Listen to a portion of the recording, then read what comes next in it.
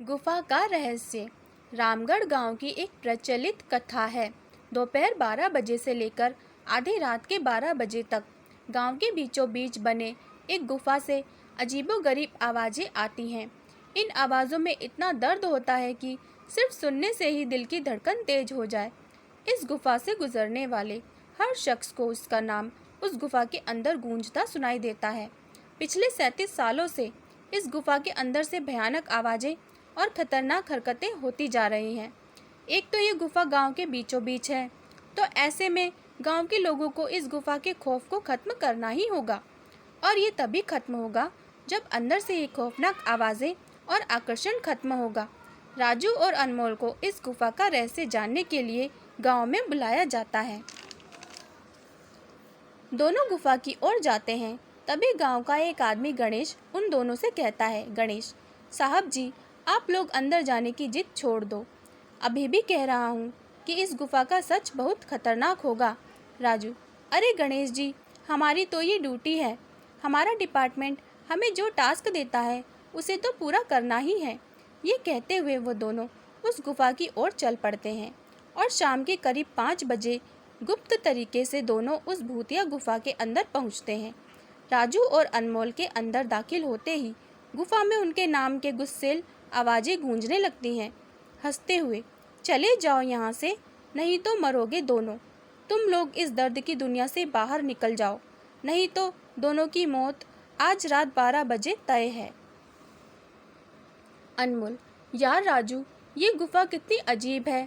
आज तक ऐसा कोई केस हैंडल नहीं किया जहाँ बेजुबान गुफा धमकी देती हो। राजू, भूतिया जगह हमेशा अजीब और ख़तरनाक ही होती है। बस अब सोचना कम कर और टॉर्च की मदद से पिक्चर कलेक्ट कर। अनमोल गुफा की हर तरफ से पिक्चर कलेक्ट करते करते आगे बढ़ने लगता है। अनमोल को तभी बड़े बड़े कदमों की आवाज़ सुनाई देने लगती है। ये आवाज़ उसके ठीक बगल से आ रही थी। वो उस कदमों की आवाज़ का पीछा करते करते गुफा के आखिरी ओर पहुंचता है। उसे गुफा के अंत में एक दरवाज़ा दिखाई देता है। उस दरवाजे पर लिखा था, दूसरी दुनिया का दरवाज़ा। अनमोल मन ही मन में ये सोच रहा था कि ये दरवाज़ा दूसरी दुनिया का तो नहीं। तभी उसे दरवाजे के उस पार से एक आवाज़ सुनाई देती है, अनमोल बेटा, मैं तुम्हारा दादा, मेरे पास आ जाओ बेटा। अनमोल, बाप रे, ये कैसा दरवाज़ा है? ये तो मेरे दादाजी की आवाज़ है। अनमोल को उस दरवाजे के पीछे से उसके दादाजी की आवाज़ सुनाई दे रही थी। वो सुनकर अनमोल खुश और इमोशनल हो रहा था। इसी इमोशन में वो एक गलती करने जा रहा था। उसने दरवाज़ा खोलने के लिए हाथ आगे बढ़ाया ही कि तभी पीछे से राजू की एक चीख पूरी गुफा में गूंजने लगी। राजू की चीख सुनकर अनमोल भागता हुआ पीछे गया। अनमोल राजू के पास पहुंचा तो वो बिल्कुल नॉर्मल खड़ा था, जैसे कुछ हुआ ही ना हो। अनमोल, राजू, ये कैसा गंदा मजाक है? तुम अभी चीखे क्यों? राजू हल्का मुस्कुराता चुपचाप खड़ा रहा। इसके बाद अनमोल राजू को उस दरवाजे की ओर चलने का इशारा देता है। दोनों उस गुफा की अंत में उस दरवाजे की ओर पहुंचते हैं जहां से दूसरी दुनिया का रास्ता शुरू होता है। अनमोल, राजू, ये देखो, मैंने अभी तुरंत कुछ देर पहले अपने दादाजी की आवाज़ इस दरवाजे के पीछे से सुनी। मुझे लगता है कि इसके पीछे मरे हुए लोगों की दुनिया है। राजू, तो दरवाज़ा खोल कर देख लो ना। अनमोल, सही कहा, मैं दरवाज़ा खोलता हूँ। अनमोल दरवाज़ा खोलने ही वाला था कि तभी उसकी नज़र राजू के शरीर पर पड़ती है।